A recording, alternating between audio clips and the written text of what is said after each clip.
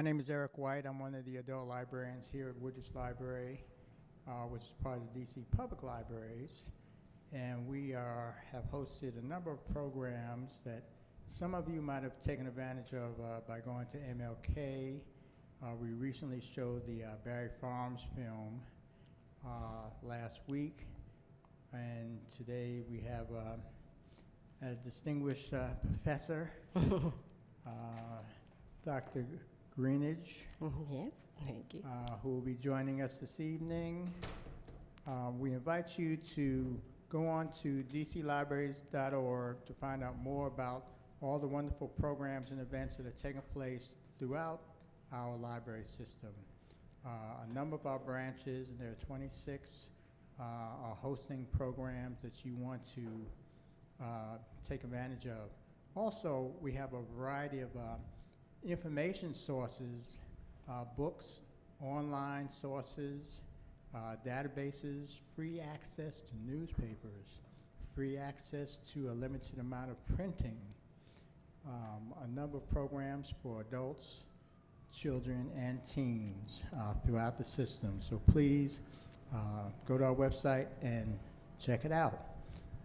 Without further ado, I want to introduce Amy from Loyalty Books, who is the publisher of this book that you'll be hearing about, and she will introduce our guest speaker for today. And after our speaker presents, we'll have a question and answer period, and then we will also have a closing remarks at the end. So thank you for joining us this evening, and without further ado, Amy, come on up. Thank you. Hi, thanks Eric so much for that. As Eric said, my name is Amy Andrews. I'm from Loyalty Bookstores. We are a Black and queer owned bookstore with 2 locations in Petworth, DC and Silver Spring, Maryland. And we're so excited. We love partnering with the DC Public Libraries to bring you fantastic events like this. And we're especially excited tonight to be at one of the branches. We have done a lot of events at MLK Library, but we're so thrilled to be branching out. Ha ha ha.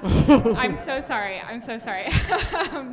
But we're really, really excited to be here tonight. And without further ado, let me introduce our wonderful speaker, Dr. Kerri K. Greenidge. I'm so sorry.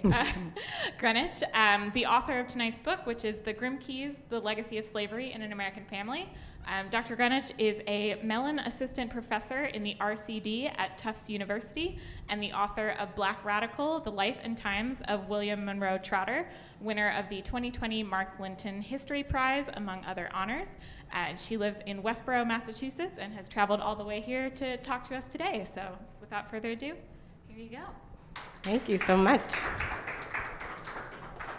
Thank you guys for being here. I know it's cold here in DC, so thank you for venturing out in the cold after it was so hot a couple of days ago, I heard. I prepared some notes, but I think what I'm going to start with is what we know about the Grimke family, and then what it is that that tale of what we think we know about the Grimke family, how that can be dissected to reveal sort of the myths that we tell ourselves about enslavement, about Black women, and about the Black upper class. So the book, The Grimkes, The Legacy of Slavery in an American Family, I started working on it when I finished my last book, Black Radical, The Life and Times of William Monroe Trotter, because I kept coming across the name Archibald Grimke. And Archibald Grimke was friendly with both Trotter, who was a radical, Du Bois, who drifted towards radicalism later in life, and Trotter was also a foe of Booker T. Washington, very famously. And I kept on coming across Grimke's name in all these newspapers. And I had learned about the Grimke name, like I assume many people had, which is through the white Grimke family, right? That there are these 2 white sisters from South Carolina, Sarah and Angelina Grimke, that they selflessly, or so the story went, disavowed their Southern heritage to disavow slavery and moved to Philadelphia in the 1830s and became leaders in the women's rights movement and the anti-slavery movement. That was the story I got. And yet I was also told that the Grimkes, Archibald Grimke, was somehow separate from that, right? There's 2 stories were told as if they were different from one another. So the first thing I wanted to do in my book is explore why that might be. and what that might mean when we're talking about the legacies of enslavement. That we tend to look at white slaveholders and black people who were enslaved as somehow not weaving together and causing a lot of complicated legacies for both sides, but as either is told from the white perspective, in which somehow the white slaveholder is portrayed as benevolent, as kindly, right? Or that the black people, there's no sort of contact between the white people who enslaved them in the popular narrative. So I thought I'd begin with this quote from a poem by one of the Grimke descendants, Angelina Weld Grimke. Angelina Weld Grimke was a queer black woman, born in Boston, spent most of her adolescence and adulthood here in Washington, D.C. One of the most prolific black women writers of what we call now the Harlem Renaissance, but really began publishing poetry and writing when she was 7 years old, and wrote numerous plays, including the one that she's most famous for, which is called Rachel. So I'll start with reading this, and then I'll sort of do a little introduction, and then I'll open it up for questions. So this is called Tenebris. It's published in 1924. By this point, Angelina Weld Grimke had written at least 463 poems, only a fraction of which had been published. And she was known for her 1916 play that was staged right here in Washington, D.C., called Rachel, an anti-lynching play. And in this poem, she says, "There is a tree by day that at night has a shadow, a hand huge and black with fingers long and black, all through the dark against the white man's house. In the little wind, the black hand plucks and plucks at the bricks. The bricks are the color of blood and very small. Is it a black hand or is it a shadow?" So, this is Nana Weld Grimke. And most of her poetry, or a lot of it, is this. It's very, it alludes to shadows. It alludes to something lurking around families. It alludes to black hands sinking vengeance eventually against white people or against some sort of power that black people are up against. And so I wondered where this strain of horror came from a young woman born in 1880, the daughter of Archibald Grimke, who was an ambassador to the Dominican Republic, the niece of Frank Grimke, I'll put up here, who was the minister of the 15th Street Presbyterian Church here in Washington, D.C., and the grandniece of the Grimke sisters, Sarah and Angelina Grimke, who were famous abolitionists and women's rights activists in the 1830s. What is it that she's talking about? What silences is Nana Grimke reflecting in her poetry and in her writing? And so I started with the stories that we know. We know about Archibald and Frank Grimke. Archibald Grimke, black graduate of Harvard Law School, ambassador to the Dominican Republic. Frank Grimke, graduate of Princeton Theological Seminary, minister of the 15th Street Presbyterian Church, a skilled theologian. Both men are founders of the NAACP. Archie was president of the DC branch of the NAACP. Both of them invested in multiple real estate ventures in DC, in which they rented out to black people who could not purchase homes in certain parts of the district. And we also know about Angelina Grimke Weld and Sarah Moore Grimke. This is an image of them. Abolitionist sisters, born in Charleston, South Carolina, eventually fled Charleston, arrived in Philadelphia in the early 1820s. By 1838, both of them have published books that have become canonical in terms of the history of the anti-slavery movement in the United States. And in 1838, Angelina Grimke spoke before the Massachusetts state legislature. She became the first black woman ever to speak before a state body. But what is the story of the family that we don't see? I began to ask questions about what it is that ignores. one of the questions I had was, how was it, for instance, that Angelina and Sarah Grimke professed horror and, quote, feelings of deception when they, quote unquote, discovered their black nephews while reading an article in the National Anti-Slavery Standard? So this is the story we get, right? That the sisters, it's 1868, they're retired, they're in their home in rural, outside of Boston. They pick up a magazine, they read the name Grimke, that there are these two young men who are attending Lincoln University. Their last name is Grimke, and according to the Grimke sisters, and repeated by countless historians, they first read about them in this article, and they immediately wrote a letter to the brothers and asked if they were related to the Grimke sisters' brother, Henry Grimke. When the boys answered yes, that they were indeed fathered by Henry and also the product of their mother, who was enslaved, Nancy Weston, the women concluded that this was the horror that led them, or so the story went, to meet the brothers, to welcome them into their home in Massachusetts, and to eventually help pay for their education at Lincoln and Archie's tuition to Harvard Law School. But according to all of the available historical records, letters, diaries, accounts by family friends and acquaintances, Henry Grimke, the boys' father, was a particularly brutal and a sadistic slaveholder. As a child, he delighted in banging slave boys' heads against door jambs, causing one enslaved man named Stephen to acquire permanent brain damage, which eventually meant that the white Grimkes begged Sarah and Angelina to bring him north. Brutalized by Henry throughout his life, Stephen suffered from fits and seizures as a grown man, which meant that he wouldn't, quote, fetch a suitable price, according to the Grimke sisters, at market. Sarah, Angelina, and two of their other sisters eventually arranged for Stephen to live with them in New Jersey, an act of supposed selflessness that was actually revealing for how unsympathetic the two white women remained about their family's culpability in slavery's inherent brutality. When Stephen arrived in New Jersey, for instance, and couldn't work, the sisters complained that he was, quote, lazy and shiftless, while publicly providing him with a home and a place to stay. In none of their letters did they account for the fact that Stephen's ongoing difficulties resulted from their brother's history of brutal abuse, a brutality that should have signaled Henry's potential danger to any enslaved woman first to serve in his household. And yet the Grimke sisters, until they died, insisted that they had never heard of their brother engaging in the wanton arts of their fellow slaveholders, and that they were shocked, indeed, that Henry was considered a bad master. Then there was the matter, as I started looking at sources, of the Grimke brothers themselves, men who ascended the ranks of Du Bois's talented 10th, right, this upper class, only to reveal in private letters, diaries, and public speeches their disdain for what they called the Negro masses.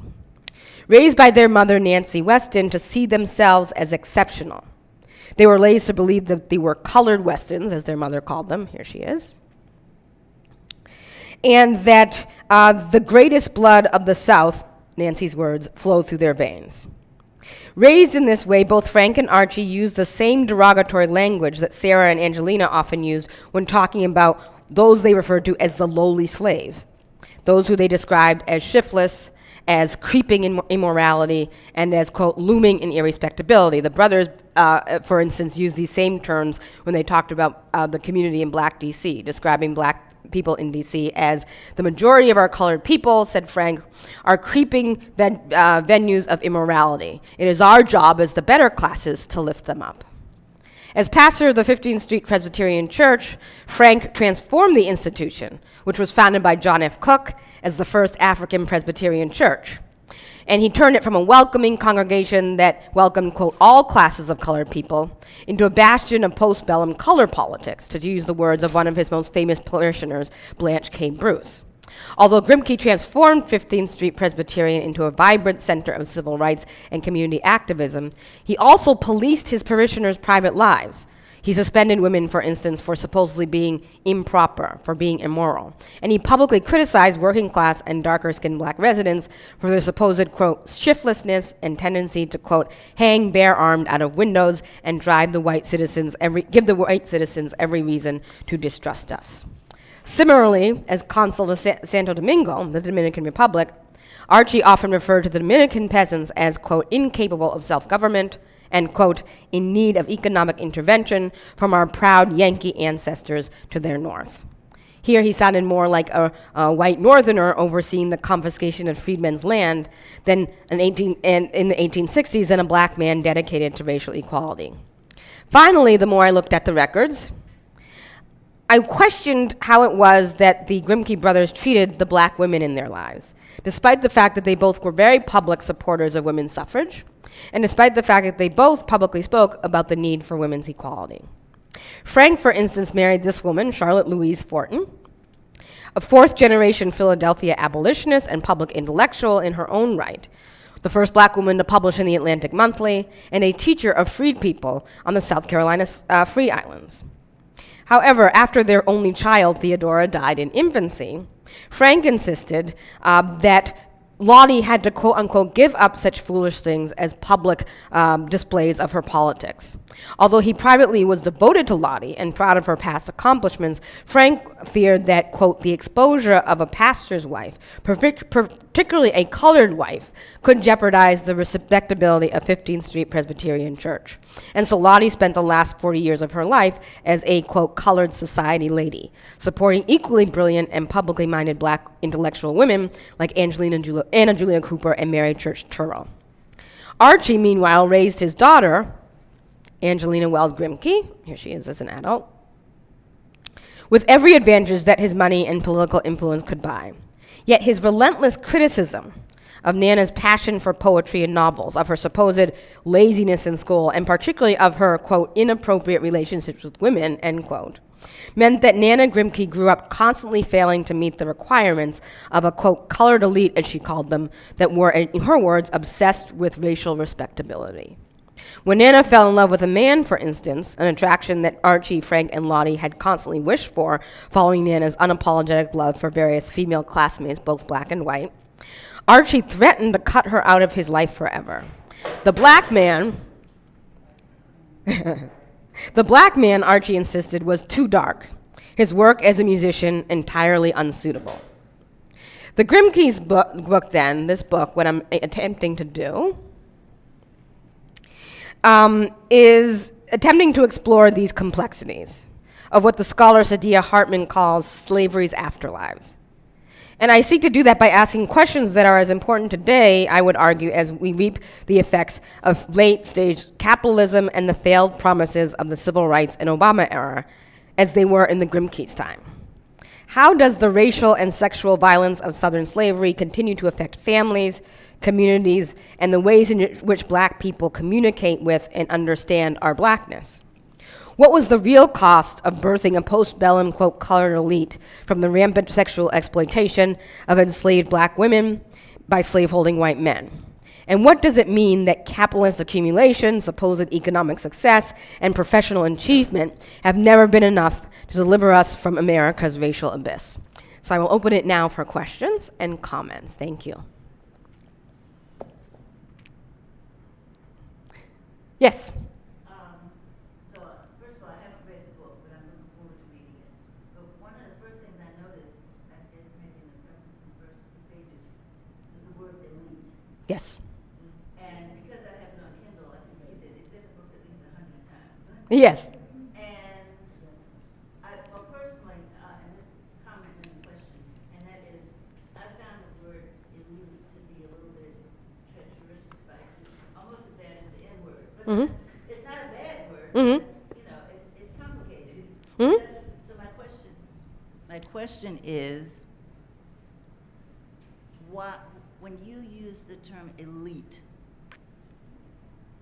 who are you referring to, and why are you using the word elite? Like just now when you described one of the Grimkes, and I'm confused now, I think it was Angelina, you said she was well educated and something, but you didn't say elite. So. Mm-hmm. So the term elite, so black people themselves have been using that term since roughly 1790. So I use the term as black people use the term themselves. And so one of the people who wrote the first black authored book about the colored elite, as he called them, was Joseph Wilson, who was a black man, came from enslaved parents, eventually moved to Philadelphia in the 1830s, and wrote one of the first black authored texts about this class of people. He called it the elite of our people. And he was the one who sort of started talking about the fact that there had always been a group of black people in the United States who had certain positions within the society in which they lived, whether that was and whether they were free or whether they enslaved, that set them apart materially, right, and resource-wise from the majority of black people. And Joseph Wilson called this the colored elite. And from there, he was describing people like James Forten in Philadelphia, who was the wealthiest black man in the early American Republic, if not one of the wealthiest men, period, in the early American Republic, lived in Philadelphia. The Cook family, who are one of the wealthiest families in all of DC, who came to the district and founded the Presbyterian Church. And so these men described themselves under these terms. And they talked about themselves initially, and this is one of the things I try to do in the book, initially, before the Civil War, they talked about themselves as a class that, because they had been given certain relative advantages, either they were born free and somehow were able to become artisans. These were the caterers and the cooks and the ministers in the community. That because they were from that class, they had an obligation to fight against slavery and to fight for the rights of the majority of black people who were enslaved, or if they were free, who were economically disadvantaged. So they use that term themselves. I then am careful in the book to go through and have the footnotes that say, well, this is how then black people started talking about elite after the Civil War, which was very different. Right? So before the Civil War, they're talking about it in a certain way. After the Civil War, they're talking about it in a different way. And then it shifts again when W.E.B. Du Bois publishes his famous essay that describes the talented tenth. That shifts the notion again. And then by the 1920s, the term shifts again. Right? So one of the things I'm trying to do in the book is dissect the complexities that you're talking about, right? And the fact that this is a term that was very contested, right? That black people themselves used to describe this class, and that the Grimkes themselves used to describe their class, right?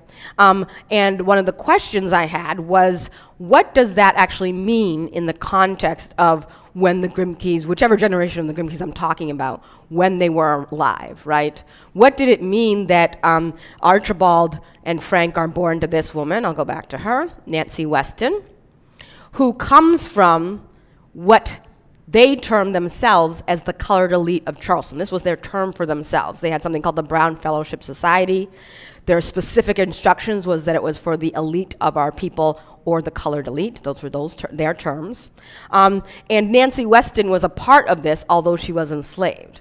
So one of the things we have to think about is, what did it mean to be considered elite if you were an enslaved woman? We know that Nancy Weston, I uncovered it in the book, that Nancy Weston was related to the Weston family, which is still a very prominent family in Charleston to this day. The Weston family were descendants of an enslaved man who was freed by his former white man who claimed his labor. He was freed by him and was given, trained in a trade, and became the leading tradesman in all of Charleston, and amassed a fortune before the Civil War, right? And intermarried with other free black people. And Nancy Weston, in the book, I can't say exactly how they were related because I don't have those like DNA records, but was related to the Westons. And yet she was never freed, right? So that then was aha. Even as black people were talking about this idea of an elite in Charleston, a slaveholding society, and yet there were free black people there. Nancy Weston herself was enslaved, and yet she told her sons, I am part of the colored elite, right? And so what does that actually mean?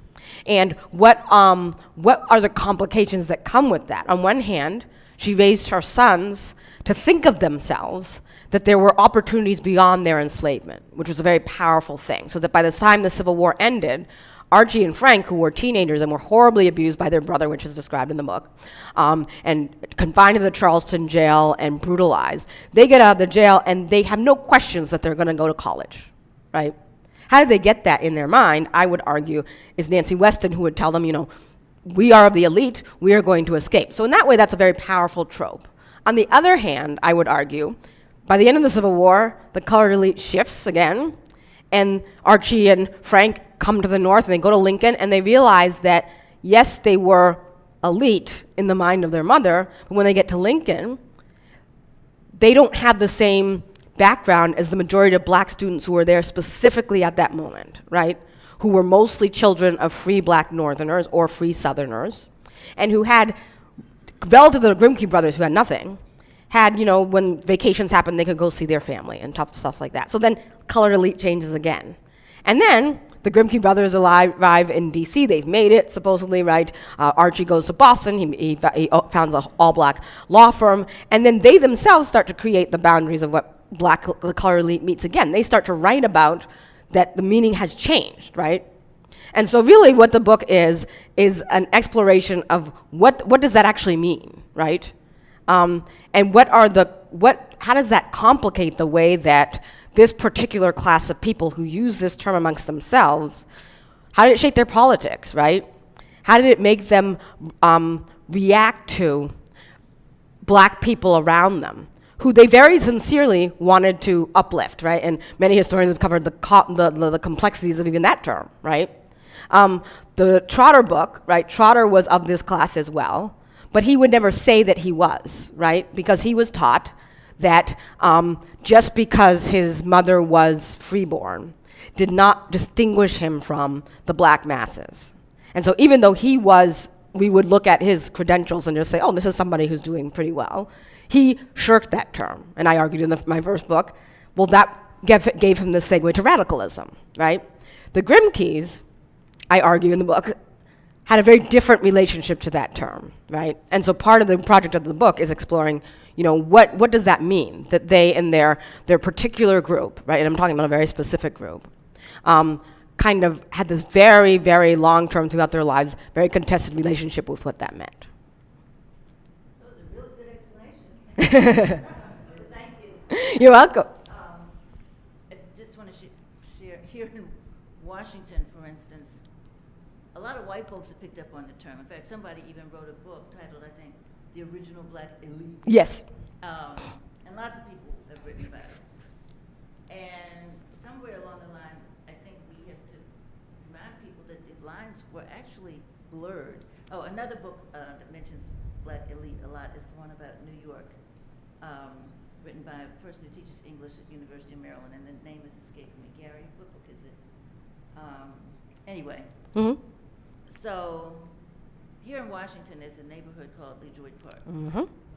Where are you from? I'm from Boston. Okay, so there's some signs that the cultural tourism has put up in different communities. And on one of the signs, it mentions that as neighborhoods opened up, the black elite were able to move to other neighborhoods. Yes. But knowing what I know, because I do a lot of genealogy and so, I know that the people who moved out of Bloomingdale or LeJoy Park up, so to speak, to other neighborhoods, after the restricted covenants were lifted, they were not elite. So the word is just thrown around so much. And I'm saying they were not elite. Somebody else is going to say. In other words, what is elite? Does it mean they own a house? Does it mean they went to school? Does it mean they speak proper English? It just gets kind of confusing. That's just a comment. And you're absolutely right. And I think that now, particularly, one of the things I want to do in this book is challenge the fact that we kind of throw that term around. We don't give it historical context. We don't give it a specific city context. So, right, this so-called elite in D.C. was very connected to the so-called elite in New York City and in Boston, and yet they had very different experiences. They had very different access to real estate. They had very different access to education, right? And so part of what I want to do in the book is say, well, then what does that actually mean?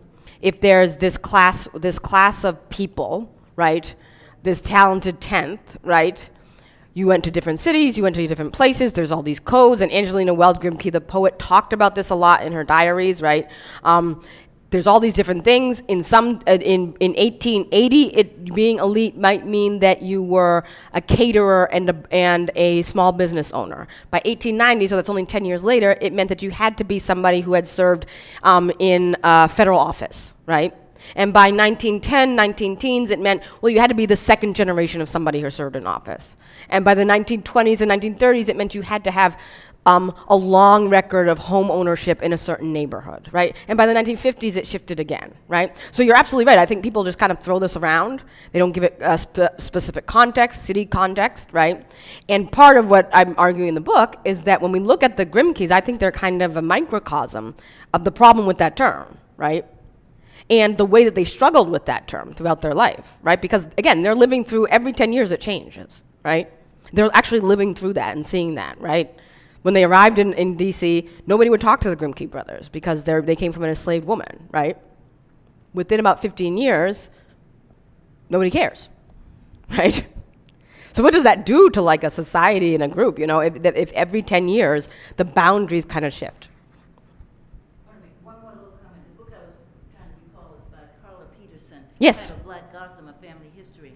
And she writes about the black elite in New York. In fact, she says she came from the black elite. Mhm. But you know, those elite in the 19th century in New York were proud to be Africans. Yes. They felt they were elite because they knew where they came from. Yes, So just a point. exactly, right? Exactly.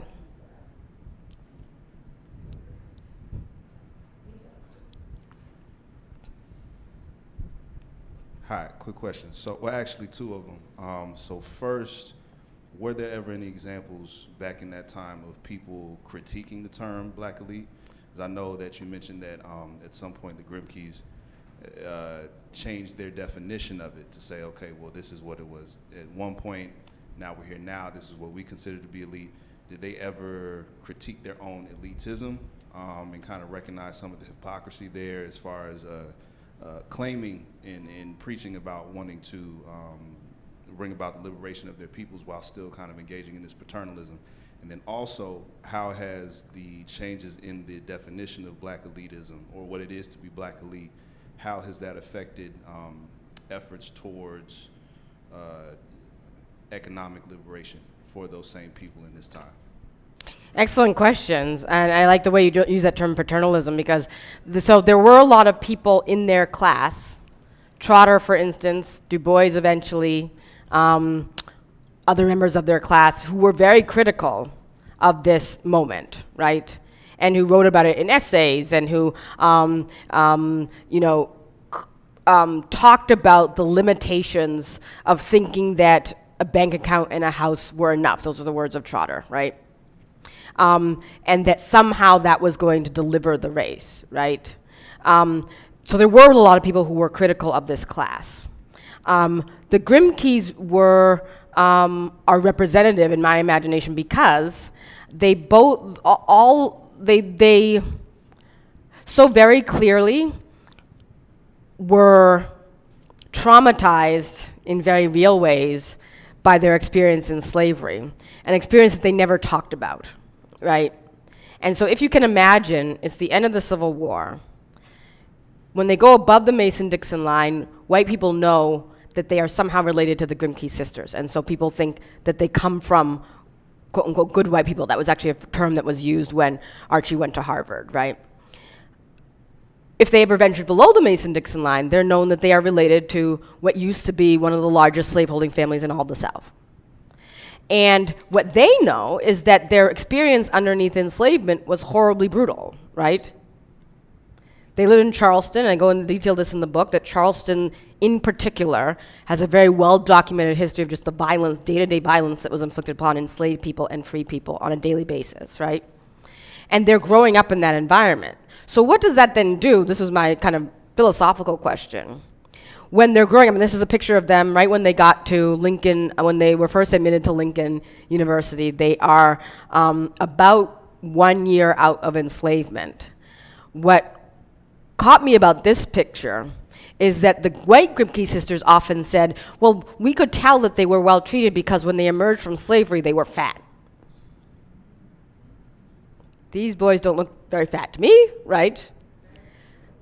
What is it that's the disconnect and the dissonance, right, within this family that I would say is kind of a dissonance that's within America's relationship to his past, right? Telling one story that is obviously not true and factually you can see is not true, and it continuing to tell that story. So the Grimkes themselves were not critical of this class, although they were activists. They were activists in the vein of racial uplift. And there's many historians who've done wonderful work on this term. Marlon Briggs, for instance, Jacqueline Moore, right? All of these historians who have done much better job than me. But basically, what they're saying is that on one hand, that's a materially good thing. You have people in the community who are founding churches and they're having hunger drives, and when there's a riot in DC in 1919, the church is the one that comes together and helps black people, hide. It's not to say they're not doing good things in the community, but their relationship to the masses of black people is one of paternalism and judgment, right? That when I was reading it, I was like, but you're talking about yourself, right? You emerge from slavery having to borrow other people's clothes, right? And you're criticizing black people, 30 years later for doing the same thing. So to me, that was a very clear, there's some type of dissonance if you're using the exact same language in your time period. The other thing, to answer your question about how did this classism, interfere in kind of economic and racial liberation, one of the things that struck me as I was writing and researching the book is that every generation of this economically stable, culturally influential, politically influential black class, by the time their children came along, very few of them had wealth to pass on. From the Fortons, so Charlotte Forton's father, James Forton, again, one of the wealthiest men, black or white, in the early American Republic, where did his fortune go? Well, two places. One was that there was no infrastructure to support the black community's just day-to-day existence. Schools, churches, when somebody got sick, where's the doctor? Who do you go to? If somebody is being pursued by slave catchers, who's helping them? Is the black community. James Forton, receipt records, he's giving money to people, and he's expecting them to pay him back, but they're not paying him back, right? First way he loses his money. Second way is that he lives in Philadelphia, where from about 1834 up until the 1840s, there's an anti-black riot about every 3 years, which means the white community gets mad about something, goes into the black community, and literally tears apart the community, burning down houses and churches. Who's then making sure that the community is literally rebuilding its existence? James Forton. So what does that mean? It means that the very fact that he has wealth, he can't pass that on, right? That's not his fault, right? That's built in the very structure of where he is. By the time his granddaughter, Charlotte Forton, is around, she's still of this elite, right? That means that she's still somebody who has experienced home ownership. She's still somebody who has gone, the first black woman to graduate from a state normal school, to be educated to become a teacher. She becomes a teacher in a predominantly white school. She then goes down and teaches freed people. So if you want to talk about elite, she is that. Speaks 3 languages that she teaches herself, right? But she has no money. Right? Because her grandfather couldn't pass it down. And so I found that happens to all these people I talk about. Frank and Archie invest in all this real estate. How did they end up losing their money? The Great Depression. Again, circumstances that are not their fault. What happens? They invest in property in DC. They rent it out to other black people. Depression hits. People aren't renting their property, and so they end up losing money. So by the time their daughter, Nana, is an adult, she becomes a teacher in New York. She's doing pretty well, but she's nowhere near, right, what her father and her uncle were, say, in the 1890s. So I guess I would say this is a roundabout, very convoluted way of answering your question and saying that my argument would be that the pursuit of all you have to do is get your education and go to school and get your degree and earn lots of money and, you'll be saved, right? Historically, that hasn't happened. Just by looking at this one family and all of their contacts. Blanche K. Bruce, right, invests in property, serves as one of the few elected black officials from the South, retires to DC, has a son, Roscoe Conkling Bruce, who also goes on to invest in all of these property, becomes head of the colored schools in DC. And then what happens? By the time Roscoe Conkling has his own children and moves to New York City, all that fortune is gone, right? The economy has changed. His father didn't get the same pension as being a veteran of being a federal appointee as other white people did, right? So that's very real stuff that we kind of know intellectually, but I was really interested in how does that actually look in a group of people, right? If this is what time and time again, right? Their heights of being members of this elite contested term don't actually save them or sort of the community that they very passionately are trying to lead.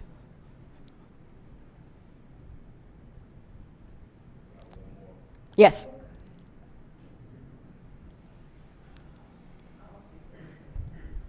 Just one more. So, my assumption would be, and correct me if I'm wrong, but my assumption would be that in the effort to define what it is to be black elite, there's kind of an underlying impetus to get closer to what whiteness is. Now we understand historically that whiteness isn't just some blanket term where you just, if the color of your skin is of a certain hue, then you get to enjoy those benefits in society. Because as we understand, like the Irish were treated a certain way, Italians were treated a certain way, other people who may have been fair-skinned but still considered minorities were treated a certain way, affected their ability to access the benefits of whiteness. So has there been any effect on the way that other groups of people that may have received minority treatment, has there been any effect on the way that we describe what it is to be black elite based on watching other minority groups begin to access whiteness? So as the Irish begin to become recognized as white people, do we see any kind of effect on what, the way we consider what it is to be black elite? Same thing for other groups. Is that a thing that ever happens? So that's a very interesting question. I don't really talk about that in this book. It would be an interesting, I think a fascinating historical study to do to sort of figure out this group's relationship sort of throughout in different points in history to other groups that were minoritized groups that then within their generation achieved a certain status. I will say though that the Grimke brothers lived long enough to see these terms change, just like they lived long enough to see, about every 10, 15 years, what is colored elite changes, right? They're living through this in real time. They're talking about it in letters to each other. They're also seeing the ways in which certain white categories change, right? And they talked about that a lot in their writing. So Frank wrote a lot in his Presbyterian sermons about this issue, and in his public speeches about access and economic struggles in D.C. Right? Archie also wrote about this in his speeches about civil rights in the early 1900s. So they were able to see that. One of the things I would say is that this particular group in which the Grimke brothers themselves are specifically involved in, really never talked about, use the terms that we would use now, like whiteness in those terms. And they would never talk about themselves in a conscious way of wanting to be something they were not, which is why they use the term that changed every 10 years of the colored elite. They liked that class, right? This particular group that I'm talking about in the book. Other groups, members of this group, talked about how false this dichotomy was, right? This particular group that I'm exploring in the book, though, was very much not saying that they were white, but they were saying that they were of this class, which in the book I go into a lot how that is equally, I would argue, damaging, particularly to Angelina, the poet, because there was this notion that somehow they were exceptional. There was like an exceptionalism to them, right? And the amount of pressure that puts on then their children, that you are like of this exceptional class. But hey, we know that this term is going to change in 10 years, right? Because we've experienced it ourselves, right? And we also know that, there are people who are in our class who fell out of our class because, our economic situation isn't particularly sound. They know this. They're not, completely naive, right? And so then one of the things I wanted to explore, well, then what does that actually mean when you're raising a child like Angelina Grimke, and you're putting all this pressure, you're exceptional, right? And yet she's also seeing, but every year it changes, right? And we see that she's asking these questions in letters to her family, right? I thought I was supposed to go to this school, and 5 years later I'm told I have to go to this school. Doesn't make any sense, right? Right? And so I would say that's the instability of a black or any group's faith in, a not to get too, Marxist, that capitalist, accumulation is going to save us. Because they know in real time that it's not, right? That was one of the more fascinating things about me. If they were just kind of naive and saying, we want to be closer to white people, I think that would have been a different book. But really, this is like, no, that's not what they're saying.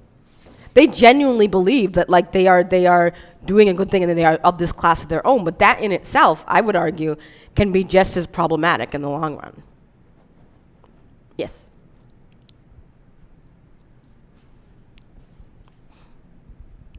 I thank you for all this, appreciate it. One of the reviews of your book talked about a part in which Reverend Grimke was involved in purging the church's roles of so-called dark-skinned brothers and sisters. Was that a true depiction of what you write in the book? Yes. And could you talk about that a little bit? So I spent, first of all, the research, I loved being in DC because I took 4 separate trips to DC. I spent about a month in the archives at Howard. The Grimke family have boxes about this high of all of their letters and papers, and I read every single one, which is why my eyes are so bad and I have these ugly glasses, right? Because, permanently damaged my eyes looking at all the horrible handwriting. But I went through one of the things in there are the records of 15th Street Presbyterian Church, and his particular notes on when they would have meetings to admit people officially into the church or not. And one of the things that was very clear was that his requirements as minister of who should be admitted, again, as permanent members of the church and the congregation, not as people who just came in, he made a distinction, right? This is his definition of colored elite. Not just people who came to Sunday services and could participate in, their public programs, but people who actually were in the church. And he's making this distinction in 1877. One of the things that was the practice was that he would ask people their profession. He would ask them about their morality, and this was always very vague, so I had to go back and kind of look, well, what is he actually talking about? If the woman worked outside the home, he would suggest that she not work outside the home so that they could become members of the church. And so I was thinking, well, that is completely cutting out a majority of black working people in DC, because a majority of black working people had to have women work outside the house. We know that, right? And so that's the first purge. The second is that then he's privately talking about who is a representation of the morality of the church, right? And his argument was that, we're under attack. Lynchings are happening all the time. Again, this is his rationale, not mine, right? This is what he's saying, right? Our church is going to be, and he says it, a beacon of light in the wilderness. And he believed that beacon did not include certain people, right? And he said those people were the type of people, he argued, who had their bare arms out the window. He's very obsessed with people hanging out the window. Don't quite know what this was about, right? Right? Very obsessed with people who were of a darker complexion, his words, not mine, in terms of making that church a beacon in the city, right? And so that by the time you get to 1900, the broader black community in DC was talking about this. 15th Street Presbyterian Church has changed, they were saying, right? Now to go there was the argument, you have to pass this bag test, right? You have to wear gloves, right? If you're a black woman and you teach and you're not one of, a friend of the Grimkes, you have to quit your teaching job because they don't want black women working outside the home. He's very adamant about that. Now, the people he liked were a different story. So like Anna Julia Cooper went to church there, mostly because she's friends with Charlotte, right? But so this was very evident, and one of the beauties of going to the archive is being able to see this stuff kind of in real time unfold, and see the way that they're talking about their constituents. And again, when one of the things that's so insidious about this, I think, is that when Frank was talking about his congregation, he's also talking about it with a lot of pride and ideas that this is going to make the broader DC community better, right? And so I would argue, right, that's an indication of where this particular class that he's in, where they actually are, right? And what does it mean that that's the way they view black people, right? even as they're doing a lot of good within the community, right? So yes, that was a very real thing. And again, local black people who are critical of this class commented on this all the time.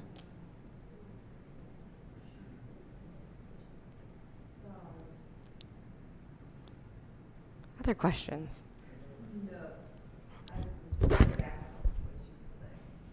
Oh, excuse me? I couldn't hear you, I'm sorry. Bad hearing. I didn't have a question. Oh, okay. I'm just taking in everything. I'm just like moving like a little. Oh, well, good. If you have any questions, you can, I love answering questions, so. Maybe about 40 years ago, I read The Pedagogy of the Oppressed by Paulo Freire. Mm-hmm. And listening to you, it kind of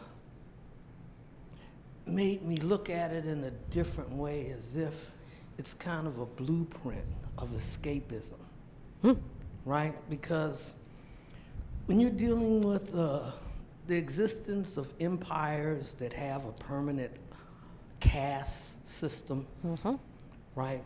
And few break it in the history of the world. Most caste systems, once they're born, until that civilization dies, it goes nowhere. So at any rate, I was kind of curious to ask your comments on, well, the way I'm looking at this is from the point of view of the psychology. You know, where to this day we are inheritors of extremely bizarre attitudes that come from our friends, our neighbors, the institutions that surround us before the internet. I don't know when that ever did not occur. You know what I mean? But I'm looking at it from the point of view as it's a kind of relationship between schizophrenia and compulsive obsessive behavior that comes from having a permanent underclass, such that it makes it, that goes back to my idea about, well, what he was describing was a blueprint of the psychological ascent of an underclass that has been released in those few times in history into, well, moving from a caste into a class, right? So therefore, what can the oppressed do but emulate the attitudes of the oppressor? But then it gets kind of complicated because it becomes two mirrors looking at each other. You see these infinite reflections in it, right? Because white people themselves are in a caste of their own elites, right? So everybody's kind of mirroring what becomes normalized into bizarre behavior that is unique but not very different from the North and South in terms of what happens when black people and white people actually have to live together. You know what I mean? So and you know, plus, you know, just all of the abuses that come, all of the abuses that come from I've read thousands of slave narratives. It's so hard to get people to talk about slavery, who after that, the first and second generation, This generation, they will not talk about it, and they'll only talk about it as if to point out occasional high point, right? And you know, I'm just, you know, so the hidden is been so normalized for so long, right? That it's so difficult to, you know, engender conversations where, how do you question people who think like them and have these conflicts within their family and they vote? Yes. You know what I mean? And they don't vote for the interests of the people that they may claim. They may say these things in a certain way. But you know, when you go into the voting booth, nobody knows who you voted for.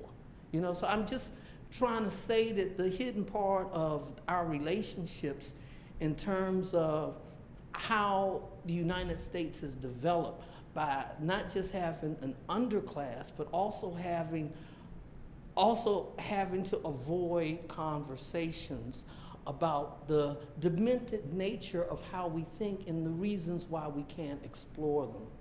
Yes, so there's an excellent comment. I mean, I think, and you're absolutely right, one of the things, other themes in this book is this generation after slavery. What did it mean that they did not talk about anything having to do with enslavement, with the fact that they were related to the white person who might live 2 blocks away? Again, this is real time. This is Charleston, 1866. The Grimke name is all over the place. You have descendants of the white Grimke still living in Charleston, and then you have John Grimke, the younger son, living in Charleston. They had the same name. They looked, apparently John looked exactly like one of his uncles, except he was slightly darker. And they're just kind of walking around, right? That's kind of this what I think you're like, one of the many things you're talking about, right?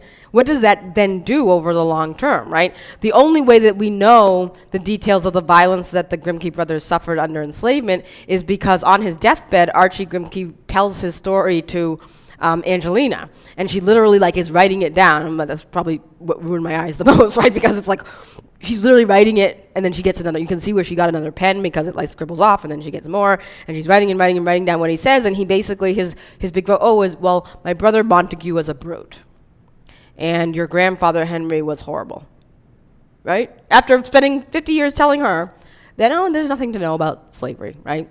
And then that's where he details all the things that happened, and then he dies, and Angelina is left then wondering, all the things you told me about her life and where she came from, it's not actually true, and what did the myth actually mean, right?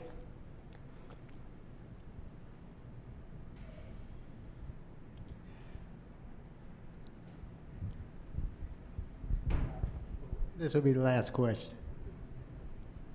We know that for a lot of the male authors in the Harlem Renaissance, there was significant queer culture that they were engaged in. What was the situation with respect to Nana Grimke and her queer predispositions? I'm glad you asked that. So Nana Grimke, I was, when I first started this project, I really wanted to understand how Nana Grimke talked about herself and her sexuality as a woman. And from the very beginning, her letters and her diaries, and her letters particularly to her female lovers, acquaintances, were pretty obvious that she's having intimate relationships with women, both black and white. When she arrived in D.C. as a teenager at 14, her father goes to the Dominican Republic for his post. She lives with her Uncle Frank. They live in D.C. She ended up going to the very prestigious Dunbar High School. And within 3 months, her Aunt Lottie says, oh, no, we can't have you there. I had to go through all the records, and I found out it was because she had an inappropriate relationship with another young girl named Mamie Burrill, who we know goes on to have a lifelong sexual relationship with another woman, and they both taught at Howard. And it was known in the black community that they were lesbians, and people kind of just let them be. And so they're 13, 14, they're caught. I couldn't quite decipher the exact chain of events, but they're caught doing something. And it was enough that Nana was sent off to Minnesota to go to school. In Minnesota, she's kicked out of there because she has 2 separate relationships with white women, right? She's kicked out of there. She then goes to a private school in Massachusetts. She has a girlfriend there, right, who she was in touch with for many, many years, and she's writing about this. And the heartbreaking thing for me was that she didn't understand why these relationships were so frowned upon, right, particularly amongst her aunts, because of the way sexuality was viewed in the late 19th century, right? Kind of the theory was, amongst some people, was that, women had close friendships. They might have sexual contact with one another. It was all fine until they got married, right? Nana, however, is like, but that's what I'm doing, and her father is like, no, right? And so throughout her life, she had all of these, fabulous affairs, very, very intimate letters with women over time. And she was definitely involved in the queer culture of DC and of Boston of the time. But by about 1910, she's privately and publicly saying that she will never marry or have a family of her own, right? And part of what I was doing was looking at, well, why would she do that, right? And what did it mean that when she does fall in love with a man, that her family rejects that person too, right? So again, there's nothing that she can do in these very, very narrow confines of respectability that's going to make them happy, right? And so, yes, she was very much involved in queer culture. She herself didn't refer to herself that way. I didn't see any indication that she's really feels any conflict about being sexually who she was, except for the way that her family reacted to it, right?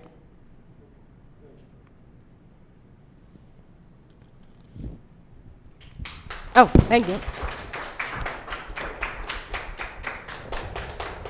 Well, thank you for having me. This is wonderful. This was a wonderful presentation. There's a lot of layers in this book that I invite you to get from the library or get from Loyalty Books. I'd like to extend a thank you for those of you who attended the program tonight, and for those who did attend here at Woodridge Library, we have a copy of the book for you. And to give you an opportunity to have it signed by our illustrious professor, author, for giving this presentation today. And so if we can thank her again.